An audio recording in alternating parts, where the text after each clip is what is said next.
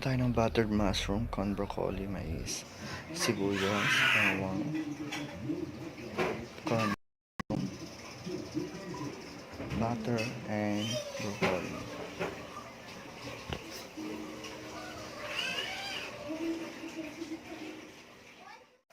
Ayan guys, so nung una gisa na natin yung ating butter.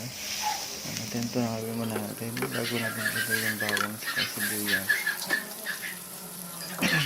Ayan, pag na-melt na, ilagay na natin ang ating bawang. Next, ang ating sibuyas.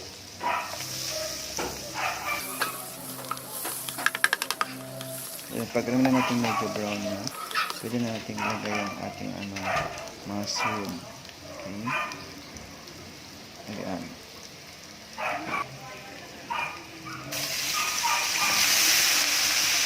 Yung mushroom guys, choice ninyo yan kung pwede nyo, kung gusto nyo hiwain ng dalawa.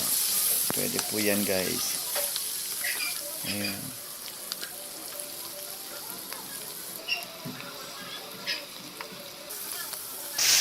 Next ang ating broccoli. Ayan, haluin lang natin na haluin para ma-mix yung ating butter. Next natin is yung corn. Ayan.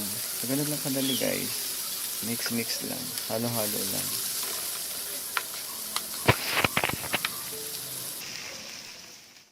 So, ito na ang ating buttered mushroom, corn, mais, broccoli. Ayan.